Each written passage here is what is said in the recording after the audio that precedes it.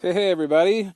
Today we're going to take a look at the law of demand, which is described in a sophisticated way as all else we equal, there is an inverse relationship between a good's price and the quantity demanded by consumers. The law of demand, and in a follow-up video you'll see for the law of supply, these are one of the very fundamental concepts of all of economics.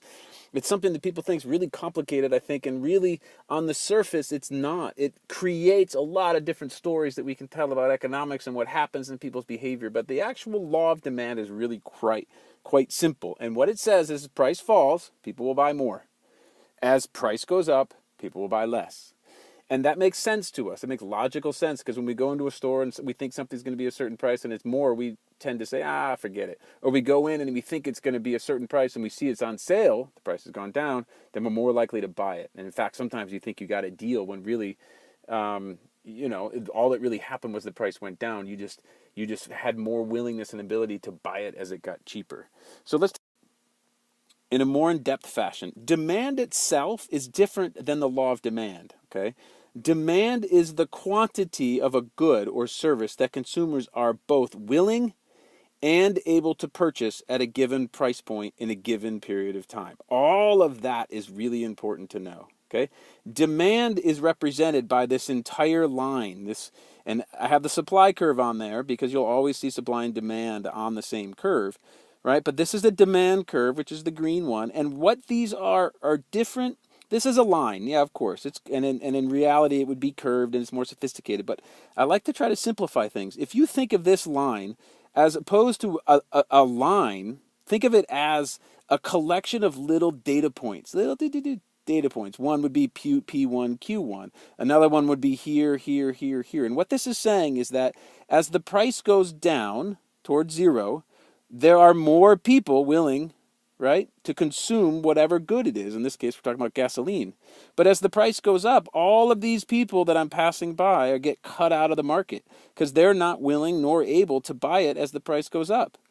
So at a price of, let's say that P1 represents $5. Let's say this is $10.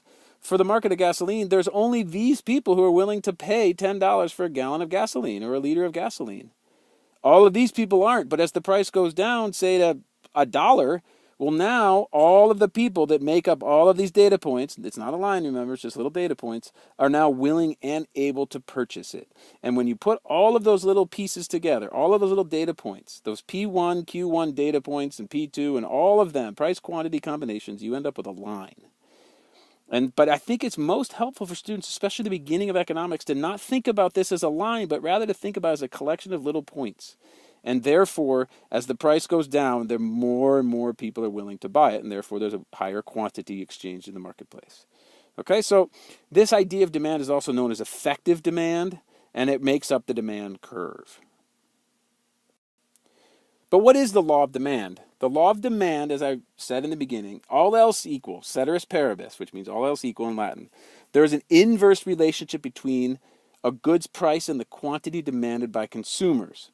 So you could also write that as to say, as the price of a product falls, the quantity demanded of the product will usually increase, ceteris paribus. The opposite's also true. As the price of a product goes up, the quantity demanded of the product will usually decrease, ceteris paribus, okay? And therefore, the result would be a movement along the demand curve. So you look at the same curve, right? And as you can see, as the price of a product, we start up here, as the price of a product falls, the quantity demanded will increase, assuming all other things are equal. And of course, the opposite is true. And that results in a movement along the demand curve, because price is a determinant of demand. The higher the price determines whether or not you're willing and able to buy it. Price is a determinant of demand, and you'll see in other videos, check out the video on determinants of demand. There are other non-price determinants of demand. But as the price changes, the quantity demanded will change as well. Pretty simple concept, and it result in a movement along the demand curve. But you might say, well, why is this true? Right? What's behind the law of demand that would make this true? The first thing is it's all about price. Okay, price is the indicator. Price goes down, you buy. Price goes up, you don't. Some people will. If you're super rich, you still buy gasoline for $10 a gallon. If you're not, you won't. You maybe won't even bother to buy a car. But this happens for two reasons, and these are just some logic behind why this is true. When a price of the first one is called the income effect. Okay, and as a price of a product falls, then people will have an increase in their quote real income or purchasing power, which reflects the amount that their income will buy, thus making it more likely people will buy the product. So as the price of something goes down, it's taking up a smaller proportion of your income, which is to say you have purchasing power. The more purchasing power you have, the more likely you are to buy something. So as the price of something goes down, you're going, hey, well, I make $100 in a day. No, that's too much. Let's say I make $100 in a week, and this product was $20, and now it's only $10.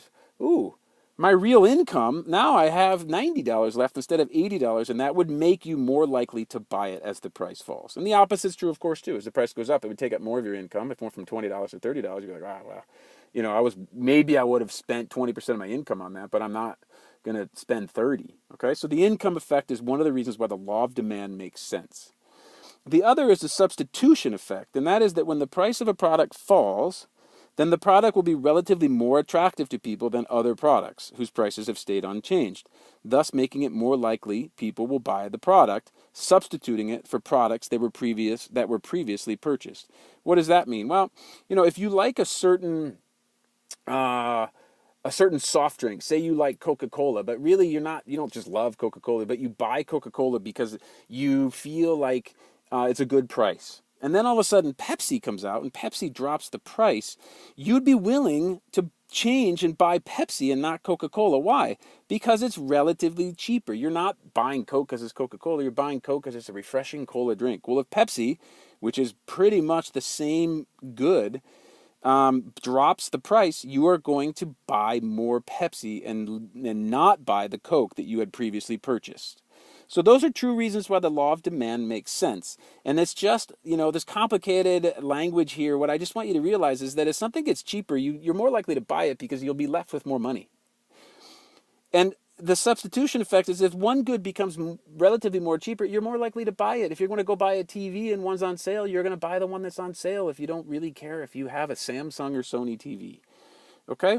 So really logical, really straightforward. Law of demand gets complicated, but the understanding of it is pretty simple. So as a review, and I think this is really something that you should really have in your mind. Remember, this is the demand curve, which represents effective demand, and it's saying that at each different price point, there's a different quantity demanded, right? So at this price point, there's this quantity demanded. At that price point, there's this quantity demanded. At this price point, there's that. And it's endless. It goes on and on. For every price point, there is a correlated quantity demanded. And so what I like to tell students is don't think about this as a line. Think about this as a collection of data points along the demand curve that add up. They're so close together that it looks like a line to you. But that way, I think it really helps you understand that when the price drops, if you think about all of these people, right? If the price is at P1, all of these people below P1 are not willing or able to buy the product. But as the price goes down, say to here, right? We'll make this P2 right here. Now all of these people are willing, so they're back in the game. And that is the logic of the law of demand. And I think if you think about the demand curve as a bunch of data points as opposed to a line, it really helps you understand the concept. Okay, I hope that was helpful. Talk to you in a bit.